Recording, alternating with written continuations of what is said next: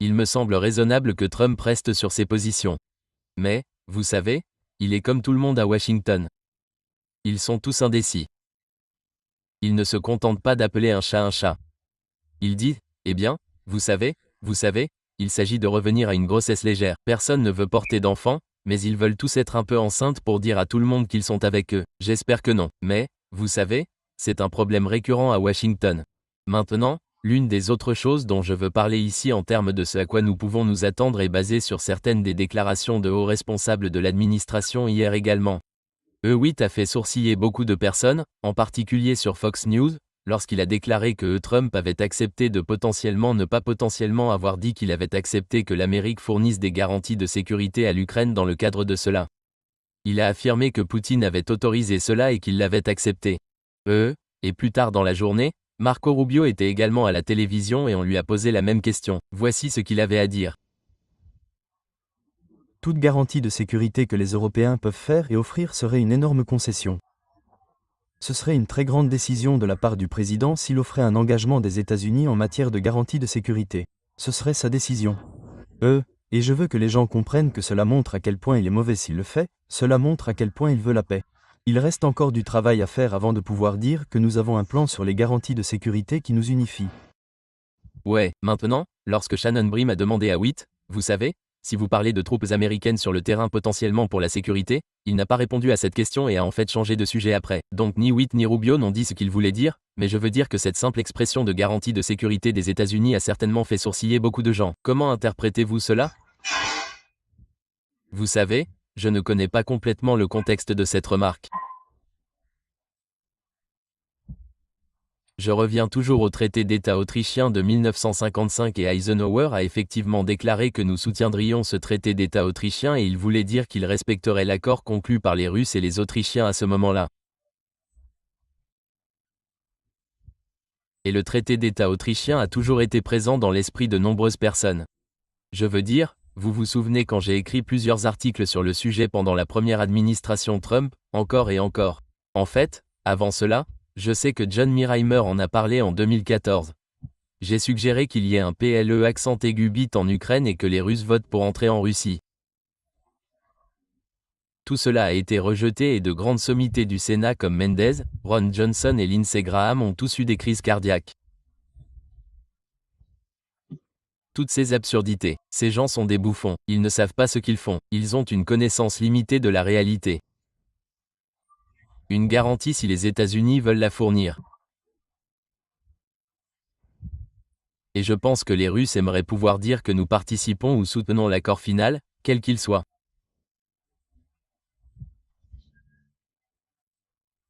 Et cela signifierait la neutralité et la non-adhésion de l'Ukraine, avec des limitations spécifiques sur la taille des forces restantes en Ukraine, ainsi que la présence, je pense, d'un représentant russe au Conseil de sécurité nationale en Ukraine. Cela a d'ailleurs été le cas pendant 20 ans en Autriche. Il y avait un représentant russe là-bas et sa mission consistait uniquement à s'assurer que les dispositions du traité étaient respectées comme promis, et elles l'ont été. Donc, le meilleur accord qu'il ait jamais obtenu de sa vie en tant que diplomate russe était de vivre à Vienne, en Autriche, et de fuir l'Union soviétique. C'était un endroit bien plus agréable à vivre, mais tout ce qu'il avait à faire était de rester là et de le garantir, et c'est ce qui s'est passé. Je pense que nous pourrions faire quelque chose comme ça. Mais je pense que Rubio est encore une fois la voix de la raison ici. Il dit de garantir quoi, avec quoi, combien et pour combien de temps. Ce sont des questions légitimes et il faut y répondre avant que le président Trump ne se manifeste et ne dise « Je le garantis ». Examinons cette voiture d'occasion avant de donner des garanties. Et je pense que c'est vraiment ce que Rubio disait. Et enfin, la France, la Grande-Bretagne, dans une moindre mesure, l'Allemagne, et certainement les Français, les Britanniques, oubliez-les. Ils ne sont pas pertinents dans ce qui se passe en Ukraine. Ce sont des puissances mineures maintenant. Ils n'ont pas la puissance militaire, et encore moins la force économique. L'Allemagne est actuellement un désastre, mais elle pourrait s'en remettre. Et si elle se rétablit, les Allemands peuvent faire la différence. Ce serait donc très bien si les Allemands acceptaient de soutenir une solution neutre, une solution de type traité d'État autrichien pour l'Ukraine. Encore une fois, c'est difficile pour Mats. Je pense que c'est parce qu'il est un mondialiste, vous savez, il fait partie du Forum économique mondial, et de tous ces fous qui détruisent l'Europe sans arrêt depuis au moins 10 ans. Mais ce serait utile. Mais les personnes qui doivent signer, qui sont les plus importantes, sont les États limitrophes de l'Ukraine. Qui sont-ils? Eh bien, ce sont la Lituanie, la Pologne, la Slovaquie, la Hongrie, la Moldavie et la Roumanie. Ils doivent signer pour cela. Ils doivent être à la table. Leur point de vue compte. Personne ne les évoque jamais. Et qui voyons-nous venir à la réunion? Je veux dire, écoutez, j'aime bien Giorgia Meloni, mais l'Italie, très franchement, ne les concerne pas vraiment. Ils s'en fichent. L'Italien moyenne est plus préoccupé par l'immigration illégale et la criminalité croissante qui en résulte que par toute autre chose. Alors, qui sont les personnes les plus touchées par cela? Ce sont eux qui doivent s'asseoir à la table avec Moscou, comme je l'ai dit, et la seule exception qui n'est pas limitrophe, mais qui a un intérêt dans cette affaire, ce sont les Allemands. Et il serait utile qu'ils soient présents et soutiennent cela. C'est ce que nous devrions examiner. Les États-Unis peuvent dire, écoutez, nous soutiendrons cela de toutes les manières possibles, mais il se peut que nous disions que nous ne pouvons pas le garantir militairement, ce qui est vraiment ce qui préoccupe tout le monde. En 1955, rappelez-vous que nous avions une énorme force d'occupation en Allemagne, une force très importante à proximité immédiate des forces russes qui se trouvaient juste de l'autre côté de la ligne de démarcation entre l'Allemagne de l'Est et l'Allemagne de l'Ouest. Nous n'en avons plus besoin et nous ne devrions pas la financer. Nous devons donc faire attention à ce qu'a dit le secrétaire Rubio. Voyons ce que cela signifie réellement, puis nous parlerons de ce que nous pouvons et ne pouvons pas faire. Je pense que Wolf a moins d'expérience dans ce domaine et qu'il a probablement parlé trop vite. Ouais, eh bien, nous allons certainement trouver la réponse plus tard dans la journée. Une autre chose que Rubio a dite dans cette interview d'hier, que je qualifierais de drapeau jaune, voire de drapeau rouge, a certainement retenu mon attention. Et puis, et j'espère que ce n'est qu'un commentaire qu'il fait, pour des raisons diplomatiques, ou pour ainsi dire, publiquement, et non pas qu'on y croit réellement en coulisses, parce que si c'est le cas, nous avons un autre niveau de préoccupation à ce sujet. Il parle de la façon dont les deux parties doivent vraiment être sur la même longueur d'onde ici. On ne peut pas avoir d'accord de paix entre deux factions en guerre à moins que les deux parties acceptent de renoncer à quelque chose et que les deux parties acceptent que l'autre partie obtienne quelque chose, n'est-ce pas? Sinon, si une partie obtient tout ce qu'elle veut, ce n'est pas un accord de paix, c'est ce qu'on appelle une capitulation. Et je ne pense pas que ce soit une guerre qui va se terminer de sitôt sur la base d'une capitulation. Ont-ils tort sur ce point? C'est complètement faux. Vous nous diriez, dans la baie de Tokyo, qu'aucun traité de paix avec le Japon n'est possible tant que nous ne renoncerons pas à quelque chose. Mais non, c'est une défaite sans équivoque de l'Occident, pas seulement de l'Ukraine, de l'Occident, par la Russie. C'est la vérité. Maintenant, les Russes ne sont pas intéressés à agacer qui que ce soit. Je veux dire, s'ils l'étaient, ils auraient pu, vous savez, les discussions avec Trump auraient été beaucoup moins amicales. L'idée qu'ils soient prêts à discuter à Sabarisha et Héron, de la renonciation à une partie du territoire qui mène à la rivière Empereur, comme moyen de parvenir à une sorte d'accord, m'a semblé étonnante. Je veux dire, je ne sais pas si quelqu'un dans la position où se trouvent les Russes en ce moment ferait une chose pareille. Donc je pense que ce n'est pas exact. Ce qu'il aurait vraiment dû dire, c'est qu'il faut remettre les pendules à l'heure. Et c'est pour ça que j'ai été énervé ce week-end par Mario sur le Népal, parce qu'il répète ce faux récit. La Russie est l'agresseur maléfique. La Russie a subi toutes ses pertes. L'Ukraine n'a pas vraiment perdu et nous devons juste mettre fin à cela. Alors non, attendez une minute, ce n'est pas vrai. La Russie a été activement entraînée dans ce combat par les États-Unis et leurs alliés occidentaux. C'était une erreur horrible. Cela a créé ce que tout le monde disait ne pas vouloir d'une Russie militairement puissante et efficace. Il est donc temps de prendre du recul par rapport à ces absurdités et de se demander quels sont les intérêts de sécurité des deux côtés. Pouvons-nous satisfaire les deux parties? Je pense que vous pouvez probablement satisfaire les Russes, mais cet homme, Zelensky, et ses partisans sont au-delà de toute satisfaction. Vous ne pouvez pas le faire, Dan. Vous ne les rendrez jamais heureux. Alors, comment les convaincre? Ils ne le feront pas. Et nous revenons au président Trump. Eh bien, merci beaucoup, mesdames et messieurs, de votre visite à Washington aujourd'hui. Nous sommes partis. Nous n'allons plus participer à cela. Nous ne considérons pas la Russie comme un ennemi. Et je suspends toute aide au gouvernement ukrainien.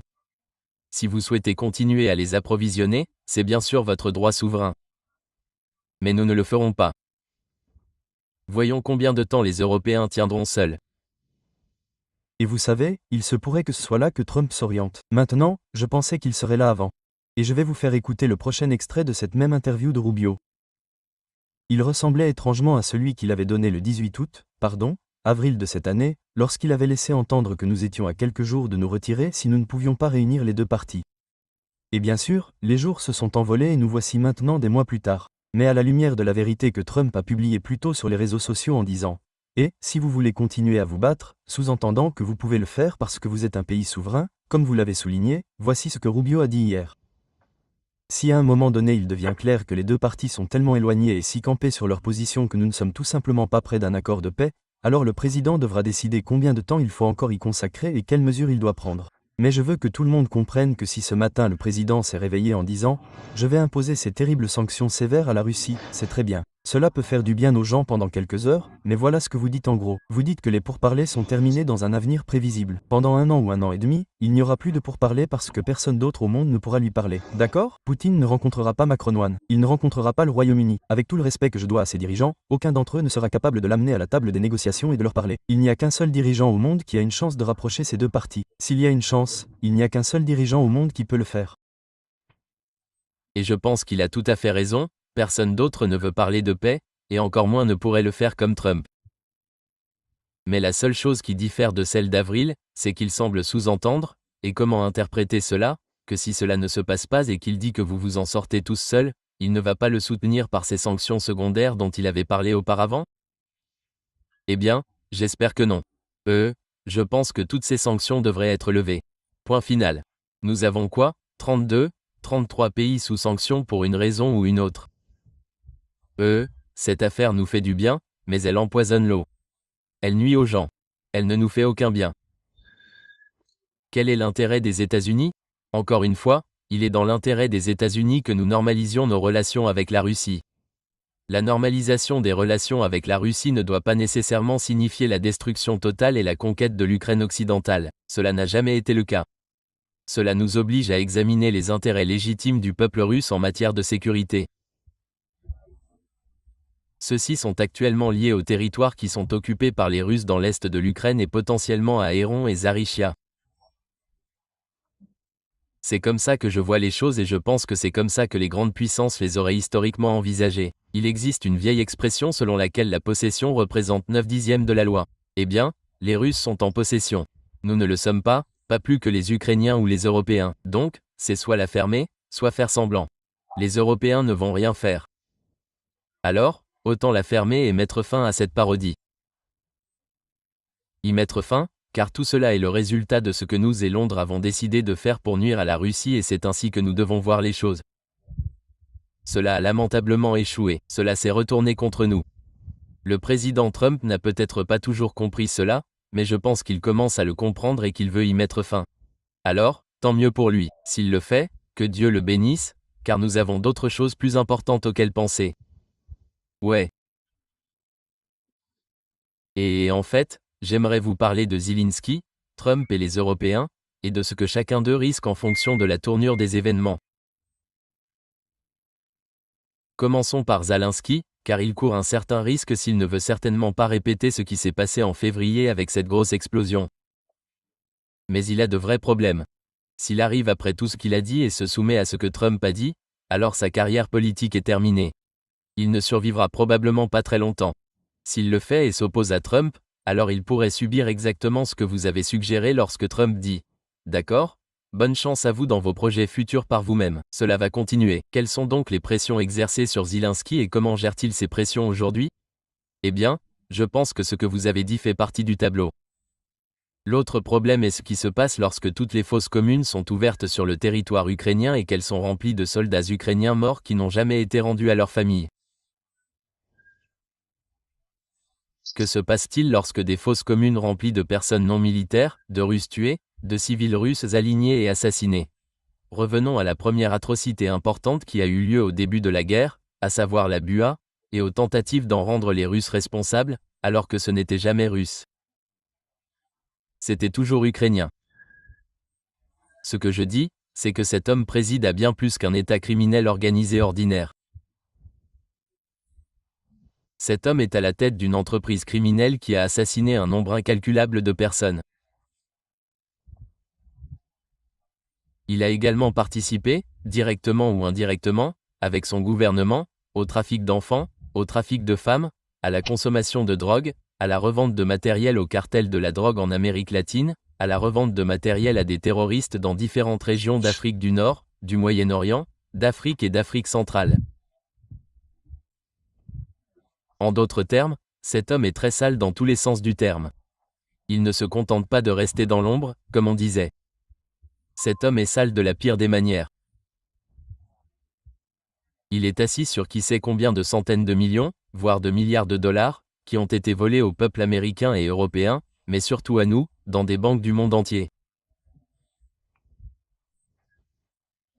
C'est quelqu'un qui devrait être jugé par un tribunal international. Et malheureusement, nous sommes complices, mais nous pouvons nous disculper si nous y mettons fin et nous en sortons. Mais il est tout à fait complice de toutes ces activités criminelles. Je pense donc que c'est quelque chose qu'il a en tête.